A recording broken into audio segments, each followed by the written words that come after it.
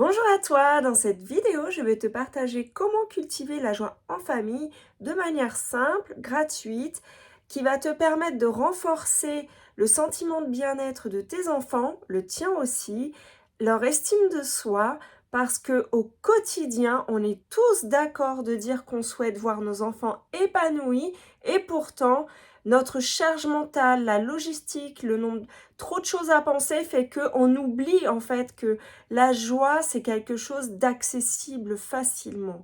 Donc si tu m'écoutes depuis quelque temps dans ces vidéos, tu sais que j'aime bien t'amener à réfléchir, mais là vraiment je vais te partager des astuces concrètes. Donc écoute jusqu'à la fin.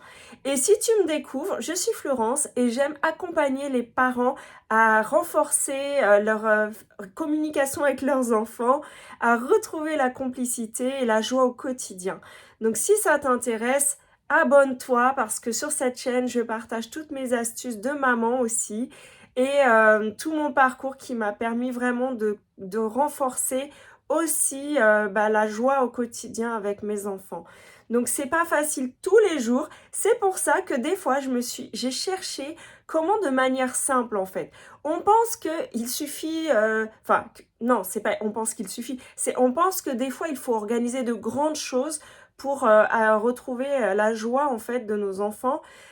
Par exemple, faire une grosse sortie, aller dans un parc d'attractions, planifier des vacances, et toutes ces choses-là sont bonnes. Mais au quotidien, est-ce que tu arrives à semer des petites choses au quotidien?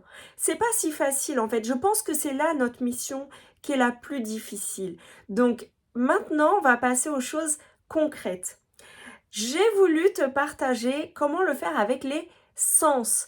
En effet, notre corps est pourvu de fonctions formidables qui sont les 5 sens. Donc, utilisons-les pour cultiver la joie au quotidien.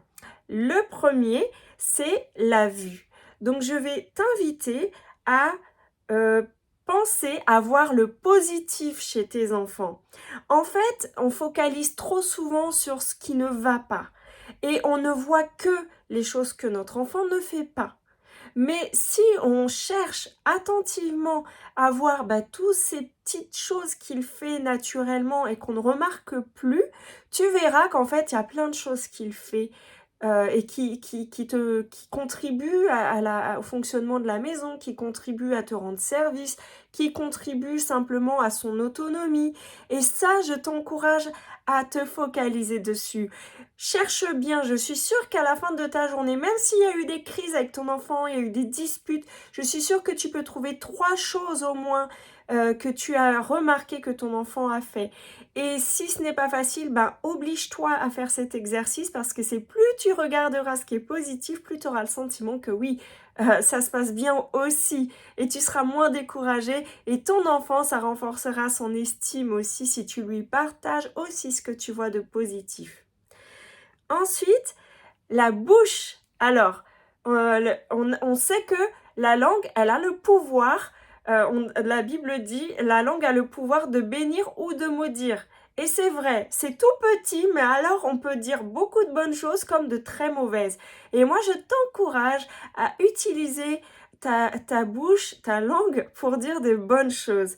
Avec ta langue, tu peux parler avec douceur, tu peux encourager, tu peux valoriser, tu peux vraiment dire à ton enfant tout le bien que tu penses de lui, simplement parce qu'il est ton enfant.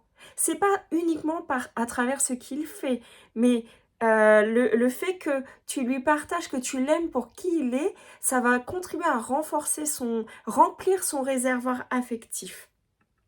Ensuite, nos mains sont géniales parce qu'elles peuvent aussi bien euh, être utilisées pour faire des choses que pour transmettre notre amour.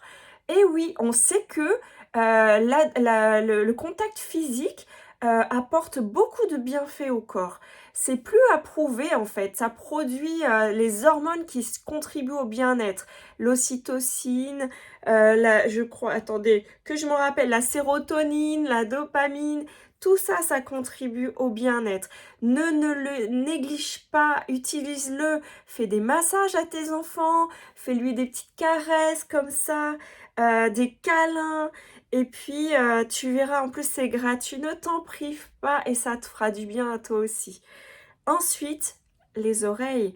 Là, il s'agit de écouter. Des fois, on a tendance à parler, mais à moins écouter. Est-ce que l'on prend le temps d'écouter vraiment nos enfants?